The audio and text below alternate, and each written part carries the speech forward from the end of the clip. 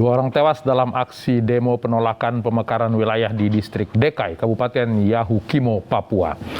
Aksi ini digelar oleh puluhan warga yang menolak pemekaran di halaman kantor Kominfo Yahukimo. Demo yang awalnya berlangsung aman, tiba-tiba para pendemo melakukan aksi pengerusakan dan membakar ruko yang ada di sekitar kantor Kominfo.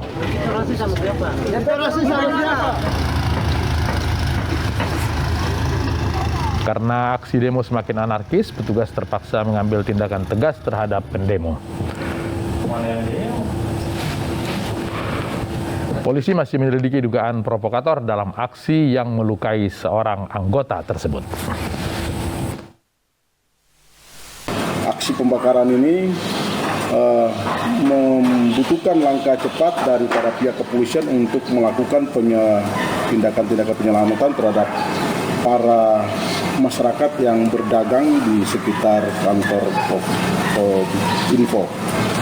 Dampak daripada aksi yang dilakukan ini itu juga menyasar kepada petugas kepolisian yang ada di Densus Anti Teror Polri memenuhi panggilan Komnas HAM terkait peristiwa tewasnya tersangka dugaan terorisme Dr. Sunardi.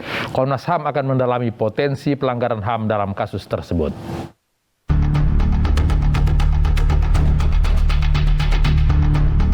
Tersangka dugaan terorisme Dr. Sunardi tewas ditembak mati oleh Detasemen Khusus 88 Anti Teror Polri. Densus berdalih perlawanan agresif yang dilakukan oleh Sunardi membahayakan nyawa petugas dan masyarakat selama proses penangkapan. Untuk mendalami potensi pelanggaran HAM dalam kasus tersebut, Komnas HAM memanggil Densus 88.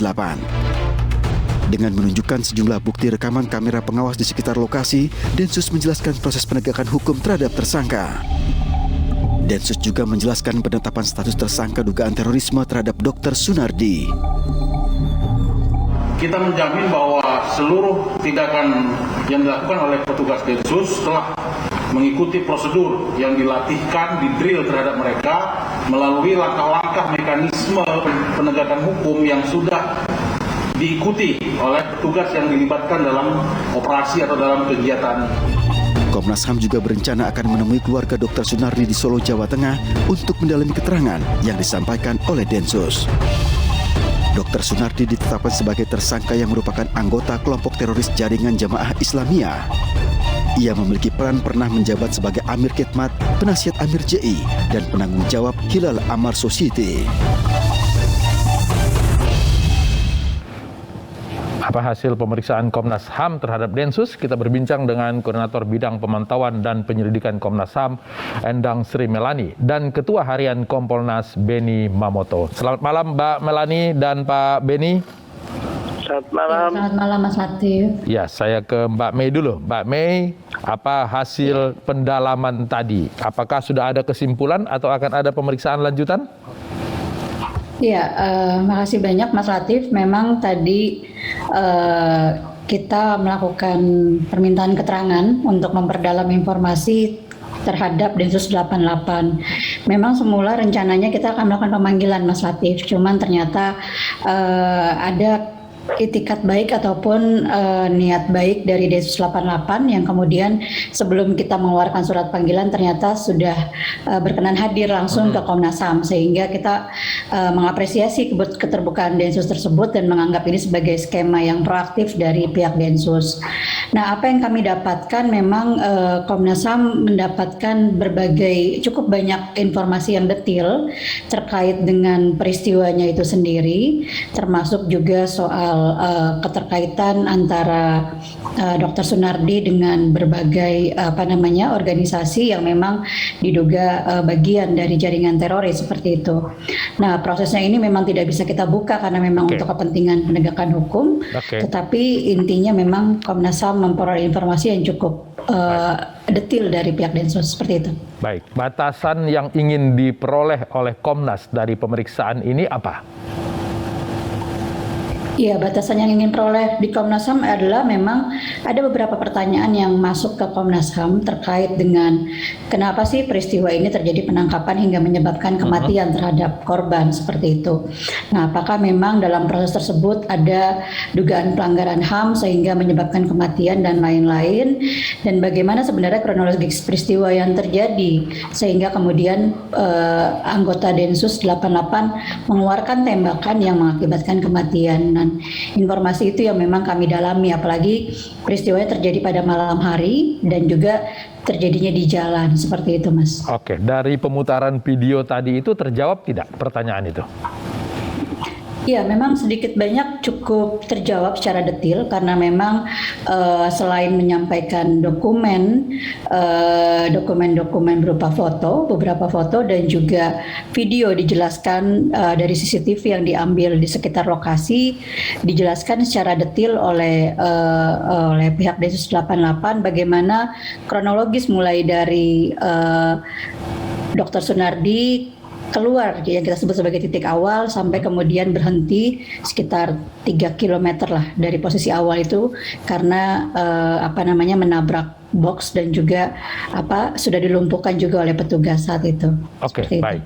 Saya ke Pak Beni. Pak Beni, status Dr. Sunardi ini sudah tersangka ketika polisi ingin menjemputnya. Apakah dalam kasus terorisme seperti ini memang kegiatan-kegiatan memepet, kemudian mengejar dan kemudian menembak itu memang satu hal yang biasa dilakukan dalam penindakan terorisme? Ya, jadi kebetulan saya sudah manggil Densus duluan. Jadi sudah dapat paparan mungkin sama dengan yang dipaparkan di Komnas HAM. Setelah itu saya langsung turun ke lapangan, datang ke Surakarta. Kemudian kemarin malam saya sudah melihat langsung secara runut sejak awal proses penangkapan sampai dengan mobil itu menabrak pintu tembok dari rumah warga. Oke. Saya juga sudah mendengar langsung keterangan dari para saksi, baik yang diserempet, ditabrak, yang punya rumah dan sebagainya, 6 orang, termasuk tetangganya. Bagaimana perilaku dari Dr. Sunardi ini juga dijelaskan oleh tetangganya. Di samping itu saya juga sudah wawancara 6 anggota Densus, termasuk yang 2 orang naik di bak belakang Estrada double cabin tadi. Nah, saya setelah mendengar keterangan kemudian lihat ke lokasi, saya melihat bahwa apa yang dilakukan oleh anggota Densus ini sudah dengan penuh kehati-hatian. Kenapa saya bisa katakan itu? Meskipun sudah naik di bak belakang, kemudian menggedor-gedor atap, ngingetin suruh stop, itu tetap jalan terus. Oke. Nabrak sana, nabrak sini, nyerempet sana, nyerempet sini. Nah, ketika diberikan tembakan peringatan pun, jadi begitu nyerempet motor pertama, tembakan peringatan ke atas, tetap jalan terus. Nyerempet motor kedua, tetap jalan terus. Akhirnya, anggota ini mencoba melakukan tembakan dari samping. Oke. Dan ini dalam posisi mobil tetap berjalan waktu menembak itu, Pak Beni? Betul, jadi anggota ini risikonya tinggi. Oke. Padahal kalau mau nembak kepalanya itu gampang dari belakang. Misalkan mau nembak kepalanya itu gampang sekali malah. Tapi anggota tidak melakukan itu, ingin menghentikan, maka dia mencoba bergelantungan dari bak belakang, double cabin, berarti ada jarak 1 pintu lagi baru sampai ke pintu depan. Dia lepaskan tembakan, kena tangan. Dalam kondisi mobil melaju kencang? Betul. Okay. Kena tangan. Pak Beni, maaf. Ya. Terjawab tidak pertanyaan publik bahwa katanya tersangka ini, Dr. Sunardi ini adalah orang yang sehari-hari memakai tongkat, kemudian pernah stroke, bagaimana mungkin dia bisa melarikan diri melawan dengan demikian heroik? Terjawab tidak Pak di lapangan? Terjawab bahwa itu semua nggak benar karena buktinya ada CCTV yang beredar pada H-1 dia jalan biasa dan dia bisa mengemudikan mobil dengan ngebut. Oke, jadi dalam kejadian itu Dr. Sunardi mengemudikan sendiri atau ada yang lain dalam mobil? Sendiri. Oke. Nah, setelah dilakukan penembakan dari samping tetap jalan, akhirnya anggota melakukan tembakan dari belakang, tapi pundak bagian atas yang kena. Jadi dari foto-foto yang kami terima tidak ada tembakan ke arah yang mematikan, kepala ataupun jantung. Oke.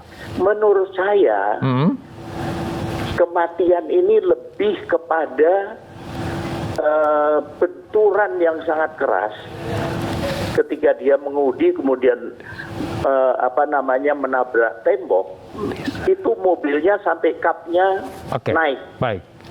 Nah disitulah kemungkinan terjadi benturan di tubuh dia. Jadi bukan karena penembakan itu yang menyebabkan kematian, Pak Beni? Bukan. Oke, baik. Nah, saya ke Mbak Mei lagi, Pak Beni, maaf. Ya. Mbak Mei, dengan penemuan yang dibuat oleh timnya Pak Beni ini, apakah ini sinkron dengan apa yang ditemukan pada saat ini oleh Komnas HAM? Iya, terkait dengan sumber videonya pasti sama ya Mas ya, karena memang kami dapatkan informasi juga dari Densus 88 dan memang informasi yang tadi disampaikan Pak Beni sedikit banyak memang disampaikan pada saat kita meminta keterangan dari Densus, dan yang paling jelas adalah memang konstruksi peristiwa sudah kita dapatkan dari CCTV dan juga keterangan dari Densus. Lalu memang ada beberapa informasi yang kemudian kita yakini kebenarannya, misalnya keterlibatan yang bersangkutan dalam sebagai tersangka teroris, karena peristiwa ini tidak berdiri sendiri ternyata. Jadi proses penegakan hukum ini adalah bagian tidak terpisahkan dari peristiwa yang tadi, yang saling terkait seperti itu. Nah, memang kemudian yang menjadi poin dari Komnas HAM dan juga Densus adalah soal komitmen bersama nih untuk penanganan kasus-kasus lainnya gitu. Jadi bagaimana kita meletakkan kasus-kasus yang terkait dengan kejahatan terorisme ini bisa ditangani gitu, tidak harus sampai meninggal dunia, tetapi ada program deradikalisasi seperti itu, dan ini juga memang sudah dilakukan oleh Densus sampai sejauh ini seperti itu. Sedikit saja dijawab sama Pak Beni. Ya Pak Beni, tadi pertanyaannya adalah apakah sudah tersangka kemudian harus seperti ini penanganannya untuk pemanggilan atau di lapangan seperti apa Pak Beni? Iya, jadi sebagai bahan informasi bahwa penanganan kasus teror ini berbeda dengan kejahatan biasa, karena di kasus teror itu ada karakteristik tersendiri. Salah satunya adalah para tersangka ini punya prinsip yang dia anut, lebih baik mati daripada menyerah. Beberapa kasus kan dulu Pak Tito pernah cerita, ditangkap hidup malah nangis, kenapa saya tidak ditembak. Nah, inilah yang potensial akan terjadi kekerasan di lapangan, karena dia tidak akan menyerah. Nah, inilah yang kemudian memang perlu kehati-hatian dari pihak Densus supaya tidak menjadi korban. Sehingga kadang ketika mau menangkap, itu harus dipilih momentum ketika dia dalam posisi yang lengah, tidak siap. Karena kalau mereka sudah siap, contohnya gerbek di bisa rumah, membahayakan pasukan gitu Pak Beni ya. Oke, jadi dinamika lapangan sangat bergantung kepada penanganan. Oke, Pak Beni Mamoto dan Mbak Melani, terima kasih sudah berbagi di iNews Prime. Selamat malam. Apartemen 15 lantai di ibu kota Kiev, Ukraina dihantam artileri Rusia. 1 orang tewas dalam insiden tersebut. Kami segera kembali.